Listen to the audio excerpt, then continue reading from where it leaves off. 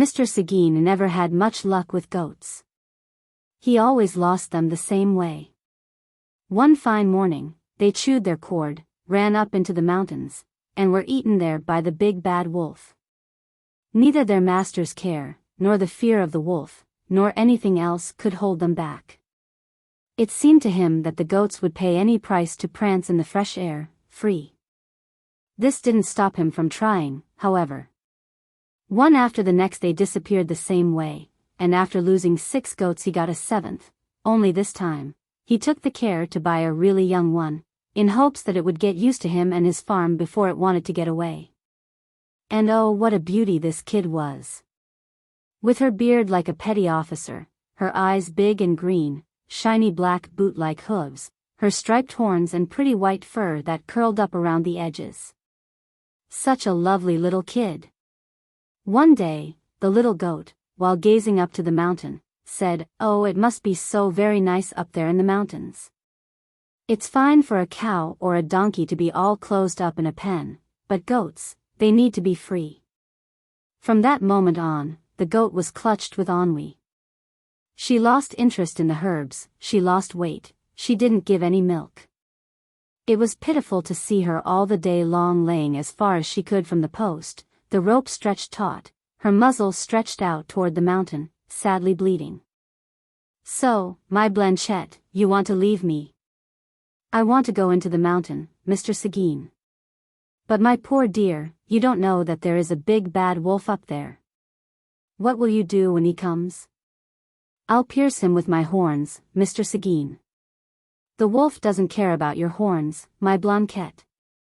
He's devoured creatures with much bigger horns than yours, my dear.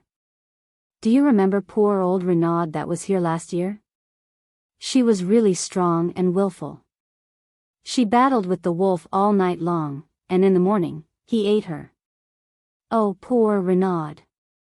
Blanquette paused. "That doesn't mean anything, Mr. Seguin.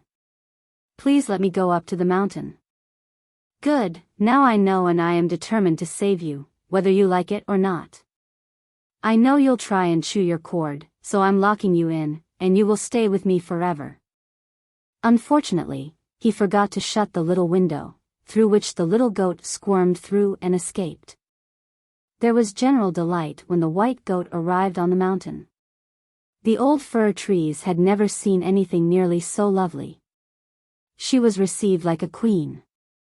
The chestnut trees bowed down to the ground to stroke her with the tips of their leaves. The brooms opened up the way for her and brushed against her as best they could. The whole mountainside celebrated her arrival. Huge bluebells, purple, long-stemmed foxgloves, a whole forest full of wild blooms brimming over with heady sap. The white goat, half drunk, wallowed in it, and with her legs flailing in the air, rolled along the bank all over the place on the fallen leaves in amongst the chestnut trees. Then, quite suddenly, she jumped confidently onto her feet. Off she went, heedlessly going forward through the clumps of boxwood and brooms. She went everywhere, up hill, and down dale. You would have thought that there were loads of Monsieur Seguin's goats on the mountain. Clearly, Blanquette was not frightened of anything. Poor little thing, finding herself so high up, she believed herself to be on top of the world. Suddenly, the wind freshened, the mountain turned violet, and evening fell. "Already," said the little kid goat, and stopped in astonishment. Then there was a howl on the mountain. Now, the silly nanny thought about the big bad wolf, having not once done it all day. At the same time, a horn sounded far away in the valley.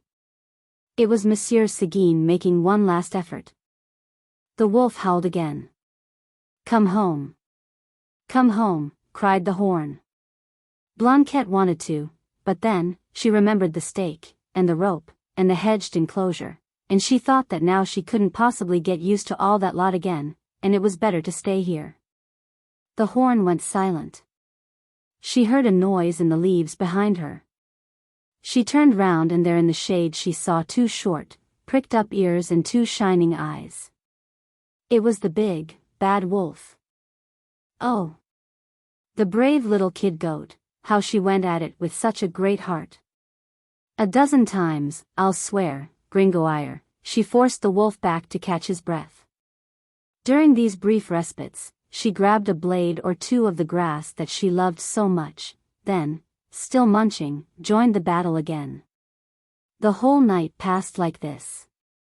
Occasionally, Mr Seguin's kid goat looked up at the twinkling stars in the clear sky and said to herself, "Oh dear, I hope I can last out till the morning." One by one the stars faded away. Blanquette intensified her charges, while the wolf replied with his teeth. The pale daylight appeared gradually over the horizon. A cockerel crowed hoarsely from a farm below. "At last," said the poor animal, who was only waiting for the morning to come so that she could die bravely, and she laid herself down on the ground, her beautiful white fur stained with blood. It was then, at last, that the wolf fell on the little goat and devoured her.